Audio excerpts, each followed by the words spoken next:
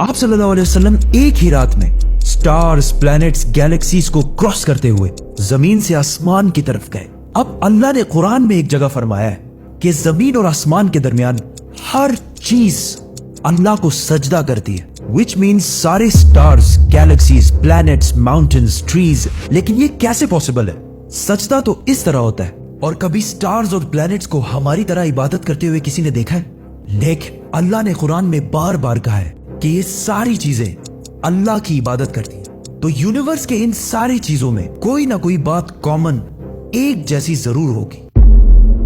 आज से बहुत साल पहले पूरी दुनिया का ये ख्याल था कि जमीन, अर्थ ही दुनिया का सेंटर है और जमीन तो साकिन है बेटा, जमीन रोटेट करती ही नहीं है, जमीन गर्दिश नहीं करती। लेकिन आज से 400 साल पहले गैलीलियो, जो एक इटालियन साइंटिस्ट थे, उसने 2 लेंसेज को अलाइन करके रखा तो उसे पता चला कि ऐसे करने से दूर की चीजों को करीब से देखा जा सकता है। छोटे लेवल पर टेलीस्कोप्स दुनिया में पहले भी मौजूद थे, लेकिन इन्हें सिर्फ फौजी और समंदरी सफरों में यूज किया जाता था। लेकिन गैलीलियो ने इसी टेलीस्कोप को इंप्रूव करके इंसानों की तारीख में पहली दफा इसका रुख आसमान की तरफ किया, जिससे उसने दुनिया से पहली बार सूरज और चांद को बिल्कुल करीब से देखा।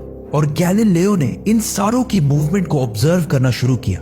1300 दुनियाओं को अगर मिला लिया जाए, इससे एक जुपिटर बनता है। गैलीलियो ने देखा कि ये भी बाकी प्लैनेट्स की तरह गोल है, लेकिन जुपिटर के ऊपर जो लाइट है वो महीने के डिफरेंट दिनों में बिल्कुल बदल रही है। और उसने देखा कि वीनस और सैटर्न का भी यही हाल है। अब ये सब कुछ तभी पॉसिबल था कि अगर ये सारी चीजें सूरज के गिर्द घूम रही हो, दुनिया के नहीं। गैलीलियो ने ये बातें पूरी दुनिया को बताई कि यूनिवर्स का सेंटर दुनिया नहीं बल्कि सूरज है। लेकिन इस बात को सुनकर यूरोप के सारे चर्चेस उसके दुश्मन बन गए, क्योंकि उस जमाने के पोप का ये ख्याल था कि जमीन ही यूनिवर्स का सेंटर है। और सिर्फ पोप का नहीं, पूरी दुनिया का ये ख्याल था। जमीन तो साकिन है, जिसकी वजह से गैलीलियो को चर्च से ये सजा मिली कि वो हमेशा के लिए घर में बंद कर दिया जाएगा। लेकिन गैलीलियो ने अपना काम जारी रखा और उसकी इन रिसर्चेस को बाद में पूरी दुनिया ने माना। इवन पोप ने भी गैलीलियो के मरने के 350 साल बाद पूरी दुनिया के सामने उससे माफी मांगी और कहा कि हम गलत थे और आप सही थे। आहिस्ता आहिस्ता हमें पता चला कि जमीन यूनिवर्स का सेंटर नहीं है, बल्कि ये सूरज के गिर्द घूमती है। और सूरज भी कोई इतनी बड़ी चीज नहीं है, बल्कि सूरज तो इसके जैसे अरबों खरबों स्टार्स की तरह मिल्की वे गैलेक्सी का एक छोटा सा हिस्सा है। और ये मिल्की वे गैलेक्सी अरबों स्टार्स से बनी हुई है और ये सारे बिलियंस ऑफ स्टार्स एक ही सर्कल में घूम रहे हैं। हम तो सूरज के गिर्द घूम रहे हैं, तो सूरज जैसे अरबों खरबों स्टार्स मिलकर किसके गिर्द घूम रहे हैं? Super massive black hole. Have a supermassive black hole at their center.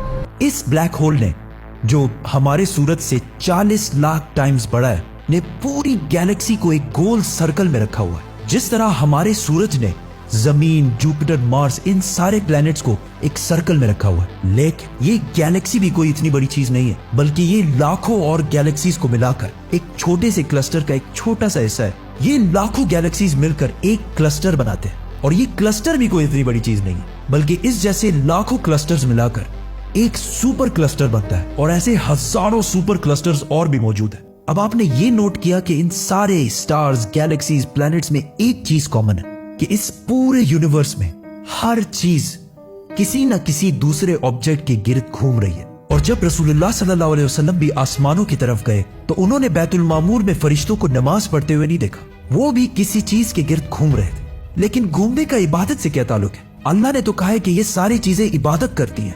आपको पता है अल्लाह ने ये बात किस सूरत में कही है? सूरह हज में।